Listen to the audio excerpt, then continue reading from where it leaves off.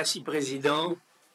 Mesdames, Messieurs, d'abord, les premières conclusions que l'on pourrait tirer des interventions déjà passées sont qu'il y a un immense désordre mondial. Et ce désordre mondial vient aussi de la force normative que la Déclaration universelle des droits de l'homme a ajoutée grâce au pacte des droits civils et politiques et au pacte des droits économiques, sociaux et culturels. Ces pactes lui permettent alors de dicter. L'Assemblée générale proclame la présente Déclaration universelle des droits de l'homme comme l'idéal commun à atteindre par tous les peuples et toutes les nations, afin que tous les individus et tous les organes de la société, ayant cette déclaration constamment à l'esprit, s'efforcent par l'enseignement et l'éducation de développer le respect de ces droits et libertés et d'en assurer par des mesures progressives d'ordre national et international, je le répète, la reconnaissance et l'application universelle et effective, tant parmi les populations des États membres eux-mêmes que parmi celles des territoires placés sous leur juridiction. Alors la juridiction, c'est un point interrogatif. La lecture, donc, est évidente. La civilisation occidentale, c'est les spécificités qui sont bénéfiques aux Homo sapiens en général, ce qu'ils doivent devenir, et appliquera donc généreusement la loi universelle. Le problème devient presque impossible, car il crée un malaise pour les pays qui ne se reconnaissent pas dans ce qu'il est coutume de décider et de désigner comme l'Occident. Pour refléter ce que je viens de vous dire, c'est avant tout, avant de parler de liberté et d'égalité, il me paraît nécessaire de faire l'état de nos populations. Pour refléter l'évolution de l'économie mondiale, la Banque mondiale a fait évoluer le seuil qui définit l'extrême pauvreté de 1 dollar par jour en 1990 à 2,15 $ par jour à partir de 2022. On parle de pauvreté absolue car la pauvreté est alors mesurée par rapport à un seuil monétaire identique dans le monde. Et il existerait vivant avec moins de 2,15 $ par jour 700 millions d'individus. Que veut dire être pauvre à ce moment-là?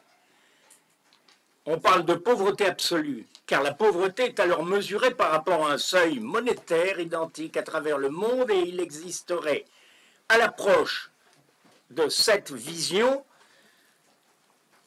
une impossibilité d'accès à l'éducation, à l'eau potable, à l'électricité, à la mobilité, à l'alimentaire.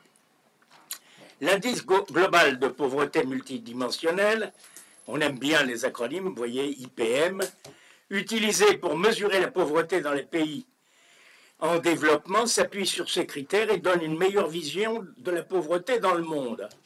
Et c'est ce qui compte, car on ne peut pas parler de liberté dans la pauvreté. Dans les 109 pays couverts par cet indice, 1,3 milliard de personnes, soit plus d'une personne sur 5, connaissent une situation de pauvreté multidimensionnelle aiguë. Parmi elles, on compte 644 millions d'enfants.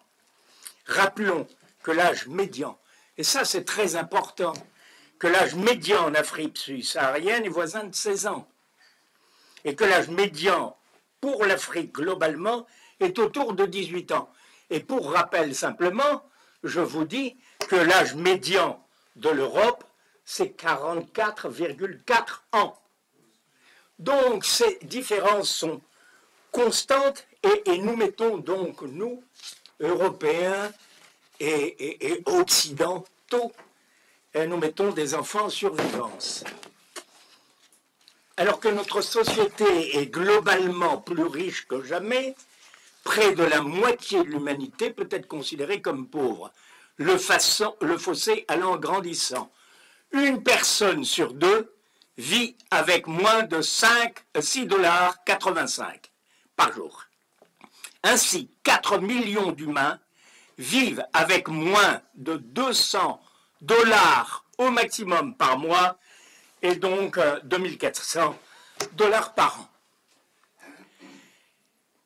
Plus de 60% des personnes vivant dans l'extrême pauvreté sont des femmes.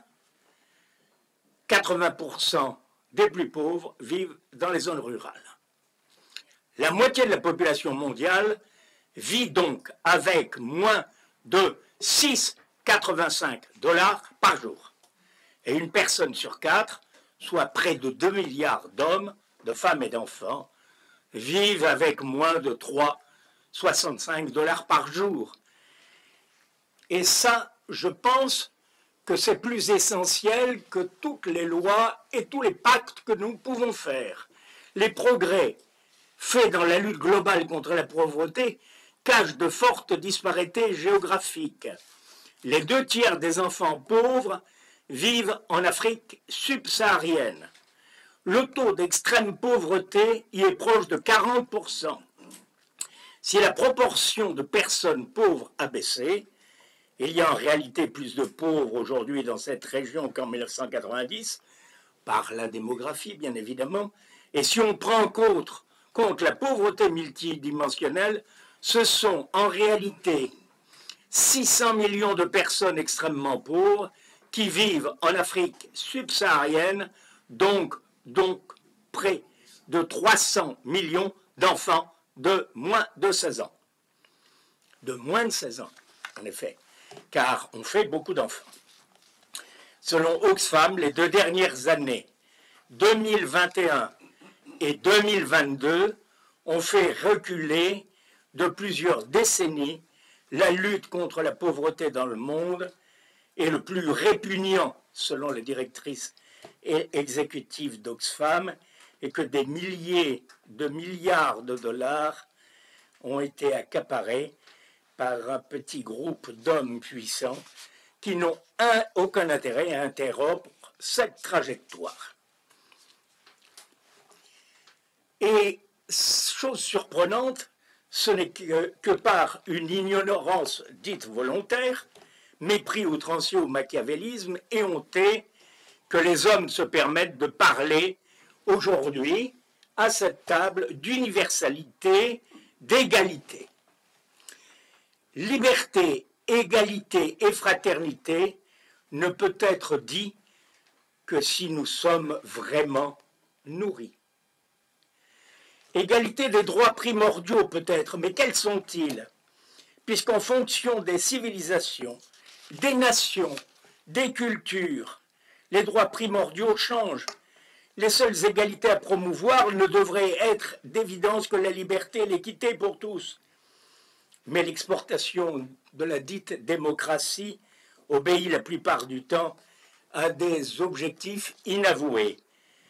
Mais maintenant, avec les droits universels, quand une minorité est malmenée par son État, les nations occidentales ou d'autres se doivent d'intervenir par la parole et par les faits. En effet, la civilisation occidentale, estimant que sa vision basée sur l'égalité des hommes, la démocratie, lui permet d'intervenir dans des pays au nom de ses valeurs universelles.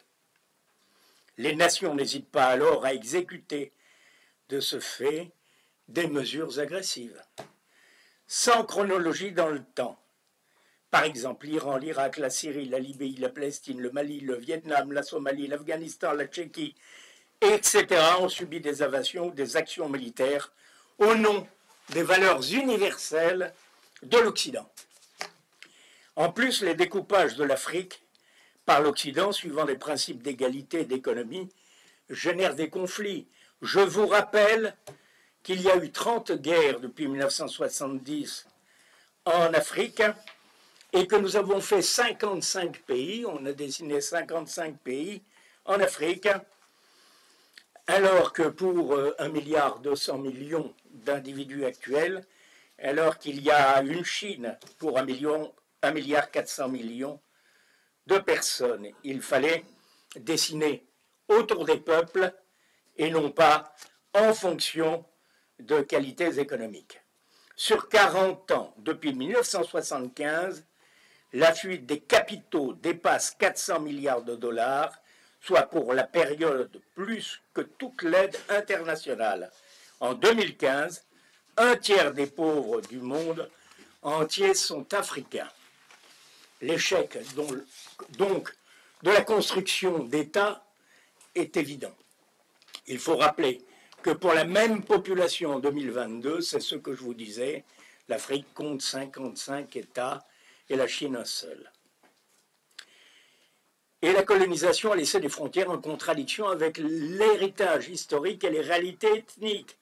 Traditionnellement, il persistait de vastes espaces libres entre les nations ou les peuples qui fluidifiaient les relations entre communautés. Mais l'égarement de la structure ration territoriale, comme en Europe où la paix est encore refusée, d'ailleurs je vous le fais remarquer, n'aboutit qu'à des régimes autoritaires, clientélistes et souvent corrompus. L'Afrique est alors devenue, malheureusement, le continent des coups d'État. Et après tant d'années d'occupation américaine en Afghanistan et tant de morts, le retour au pays des soldats américains est plus qu'un mal, c'est une catastrophe. Et pour qui? Pour les femmes afghanes, naturellement pour les femmes afghanes. Et l'ONU ne peut plus rien, le FMI aussi. Malgré leur rigueur, les règles introduites par la charte n'ont pas empêché le déclenchement de nombreuses guerres en dehors des mécanismes prévus. Au nom de justes causes, l'Union soviétique et les États-Unis ont entrepris des actions militaires unilatérales en Hongrie, pour le premier, en Tchécoslovaquie, en Afghanistan, et pour le second, à Cuba, au Nicaragua, à la Grenade, au Panama et en Afghanistan. La fin du conflit Est-Ouest n'a régénéré ni le droit international ni l'ONU. Les hostilités déclenchées par les États de l'Organisation du traité de l'Atlantique Nord, OTAN, contre la Yougoslavie en 1999, ont montré que les grandes puissances pouvaient contourner le Conseil de sécurité. Cette dérive est renforcée après les attentats du 11 septembre 2001, la guerre contre le terrorisme lancée par les États-Unis, du renversement des talibans en l'absence d'une agression armée préalable juridiquement imputable à l'État afghan et à l'intervention en Irak de 2003. Déclenchée sans l'autorisation du Conseil de sécurité, la guerre unilatérale a effectué un retour spectaculaire sur la scène mondiale. Donc les faiblesses institutionnelles, je ne vais pas les reprendre parce que nous en avons parlé, vous en avez parlé, sont très importantes. Et il faut qu'il y ait indiscutablement une révision des valeurs et des organes qui permettent une justice, une équité mondiale. Il faut réformer la gouvernance mondiale en impliquant davantage, et là je reprends une phrase, les damnés de la terre, en impliquant davantage les damnés de la terre, pour reprendre l'expression de Frantz Fanon.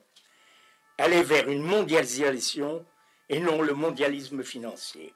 Le rôle des 5 membres permanents du Conseil de sécurité, je suis d'accord avec vous, qui sont tous des puissances nucléaires, dans la formation d'un club nucléaire exclusif, dont les puissances d'ailleurs n'ont jamais été vérifiées et n'a jamais été critiqué. À la différence de l'Assemblée générale, le Conseil de sécurité n'a pas de véritable représentation internationale, ce qui a conduit à des accusations selon lesquelles le Conseil de sécurité ne s'occupe que des intérêts stratégiques et des intentions politiques de ses membres permanents, particulièrement dans les interventions humanitaires. Pourtant, la mondialisation existe, et elle existe comme concept depuis la nuit des temps. Je vous rappelle Socrate qui disait « Je ne suis ni athénien ni grec, mais un citoyen du monde ». Jacques Coeur achète lui en Chine pour Charles VII et il évolue jusqu'à devenir terrien par son commerce et ses programmes, et il termine en Grèce sa vie. Le mondialisme, lui, décide de favoriser l'emplacement et d'imposer le déplacement des populations comme une solution excellente à la pauvreté. Un bon exemple de constructivisme social, dénoncé d'ailleurs par Friedrich Hayek. Le pape François, d'ailleurs, s'est rallié à cette vue qui occulte la diversité enrichissante des cultures sur Terre. La démocratie n'est qu'un moyen de vivre ensemble et non une fin en soi. Les mondialistes ont une vision économique fausse parce qu'ils prennent les personnes et les populations pour des éléments interchangeables, sans grande valeur et doté d'un capital professionnel interchangeable lui-même.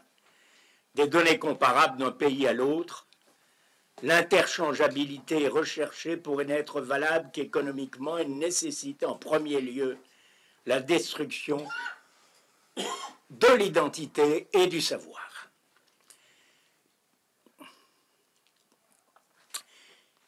La théorie conceptualisée des droits de l'homme montre dans toutes ses analyses ses limites.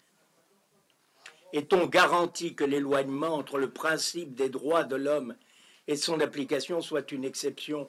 Non. Vous le savez tous très bien. La trahison des droits de l'homme ne se loge-t-elle pas même dans une interprétation à géométrie variable? Quelques mois avant la Déclaration universelle des droits de l'homme, le 10 septembre 1948, Lévinas rappelait déjà l'espèce d'antinomie des droits de l'homme. Soit les droits de l'homme traduisent un idéal tel le respect et la dignité de la personne humaine, dans toutes ses configurations, c'est facile, ça, on n'y arrive pas, ou alors il ne devient qu'une règle interprétée par chacune des nations, et nous savons que la confusion naît, c'est d'ailleurs le grand désordre dont vous avez parlé. Je vous remercie. Merci beaucoup.